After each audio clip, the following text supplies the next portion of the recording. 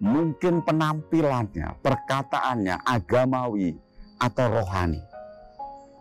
Tapi begitu kita bergaul dekat dengan nabi-nabi itu, ternyata sesungguhnya kita semakin menyadari bahwa nabi-nabi itu hanya mengejar ketenaran dan kekuasaan. Dan bahkan dia adalah nabi-nabi yang buas, yang hidup hanya untuk ego mereka sendiri, yang hidup untuk ketenaran mereka sendiri, yang hidup untuk hidup mereka sendiri, tanpa memperdulikan sesama dan orang lain.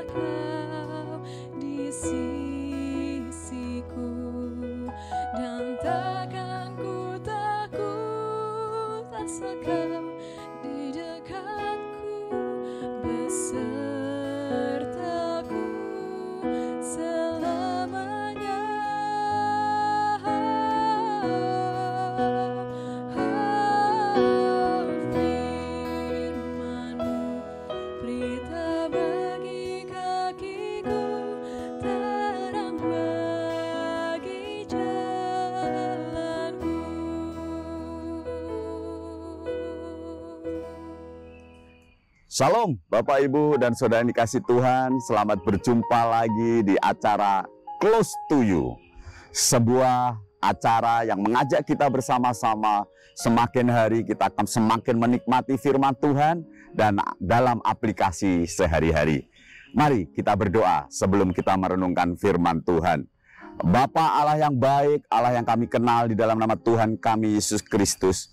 Terima kasih buat hari ini, sepanjang minggu ini Tuhan pimpin kami, Tuhan pelihara kami dengan luar biasa. Terima kasih, sebentar kami akan mendengarkan firman-Mu, merenungkan dan menikmati firman-Mu. Roh Kudus sendiri yang memberikan hikmat kepada kami, untuk kami boleh mengerti apa yang Tuhan ingin kami lakukan hari-hari ini. Terima kasih, biarkanlah firman-Mu menjadi pelita bagi kaki dan jalan kami. Terima kasih, dalam nama Yesus, haleluya, amin. Bapak Ibu, kita terus tekun hari-hari ini. Kita tahu banyak berita di sekitar kita, berita ekonomi, berita resesi, yang kadang-kadang membuat kita semakin hari kok tidak semakin mudah. Nah, Untuk itulah Bapak Ibu, kita harus melatih diri kita untuk juga memasukkan segala sesuatu yang positif. Apa itu? Dengan cara setiap hari bacalah firman Tuhan, renungkanlah firman Tuhan.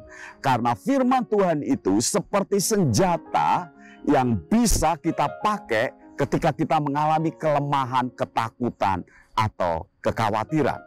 Hari-hari ini banyak sekali kita bisa mendengar khotbah di mana saja, kita bisa mendengarkan penyampaian firman Tuhan di mana saja dan kapan saja. Dan hal itu menjadikan diri kita sangat mudah mengakses berita-berita tentang firman Tuhan.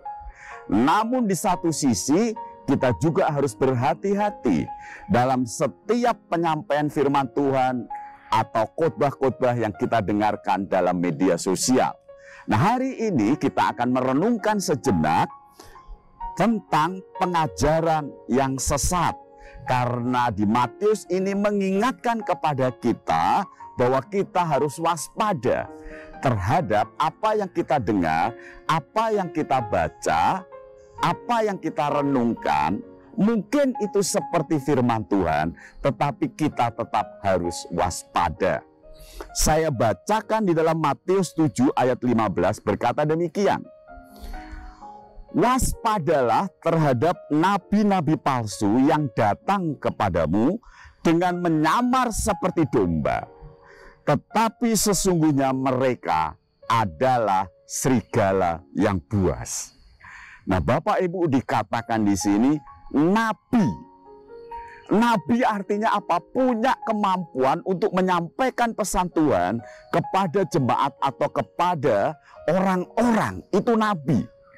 Tetapi perhatikan baik-baik, nabi yang palsu bisa menyampaikan segala sesuatu penuh kepalsuan.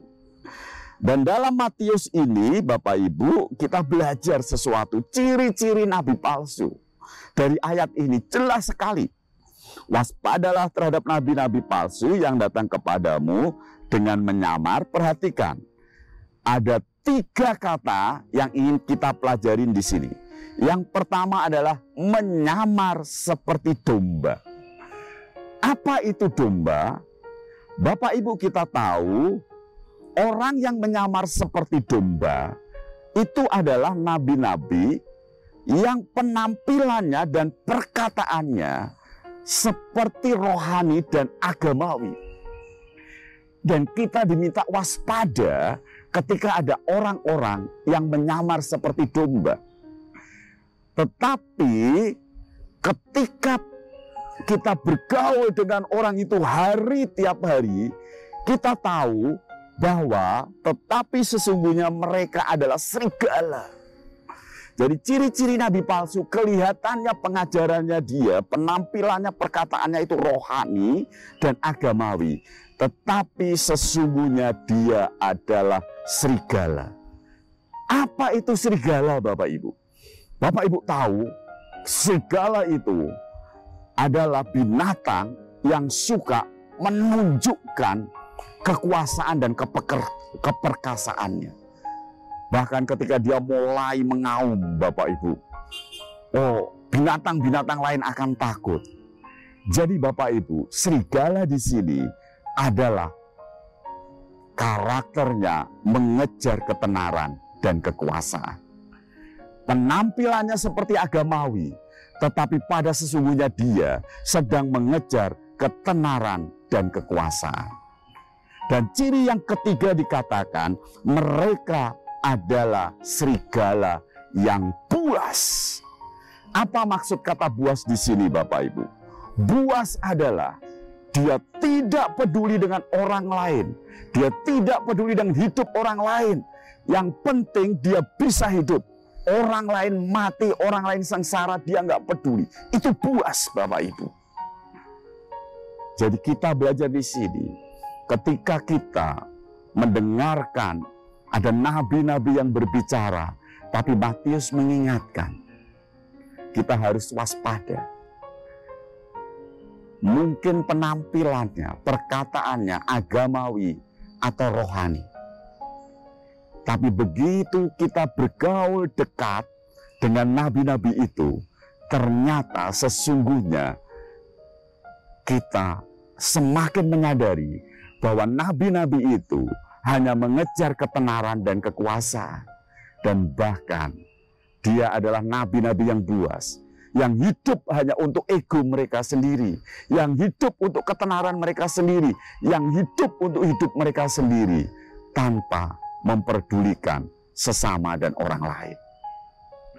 Kita harus waspada untuk hal ini. Dan bagaimana kita bisa mengetahui? Kalau dari penampilan mungkin kita bisa tertipu. Dan di Matius ini dikatakan demikian di ayat 16. Dari buahnya lah kamu dapat mengenal mereka. Dapatkah orang memetik buah anggur dari semak duri, atau buah ara dari rumput duri? Demikianlah setiap pohon yang baik menghasilkan buah yang baik, sedang pohon yang tidak baik menghasilkan buah yang tidak baik.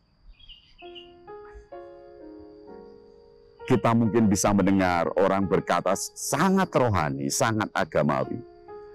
Tapi teruslah bergaul dengan orang tersebut. Terus renungkan. Dan kemudian ujilah buahnya. Dari buahnya kita tahu apakah nabi-nabi itu memang yang dipakai Tuhan untuk menyampaikan pesan Tuhan. Atau dari buahnya kita akan semakin tahu pada waktunya semua akan dibukakan Tuhan, akan dibongkar sama Tuhan. Nabi-nabi palsu akan kelihatan bahwa mereka seperti serigala, mereka hanya mengejar ketenaran dan kekuasaan mereka. Bahkan mereka sangat buas, mereka hanya mementingkan hidup mereka sendiri. Bersyukur hari ini kita diingatkan oleh Tuhan. Ayo kita terus merenungkan firman Tuhan dan mengenal Tuhan secara pribadi, sehingga kita tidak mudah mendapatkan pengajaran-pengajaran yang pada dasarnya mereka adalah nabi-nabi palsu. Teruslah bangun keintiman sama Tuhan, sehingga itu akan terus melatihkan kepekaan bagi kita. Sehingga ketika kita mendengarkan ada nabi-nabi, ada hamba Tuhan yang menyampaikan sesuatu, roh kita peka, ini dari Tuhan atau tidak. Tuhan Yesus memberkati. Kita berdoa. Bapa, terima kasih buat hari ini. Terima kasih buat firman-Mu yang mengingatkan kepada kami bahwa kami harus waspada terhadap nabi-nabi palsu, terhadap pemberitaan firman yang tidak berasal dari Engkau. Engkau terus berkati kami, berkati anak-anak-Mu yang melihat tayangan ini. Berikan roh kepekaan ya Bapa, untuk mereka boleh menguji itu dari Tuhan atau tidak. Terima kasih, berkati anak-anak-Mu, damai sejahtera daripada Allah Bapa menyertai mereka mulai hari ini sampai selama-lamanya. Amin. Terima kasih. Sampai jumpa di tayangan Close to You berikutnya. Haleluya.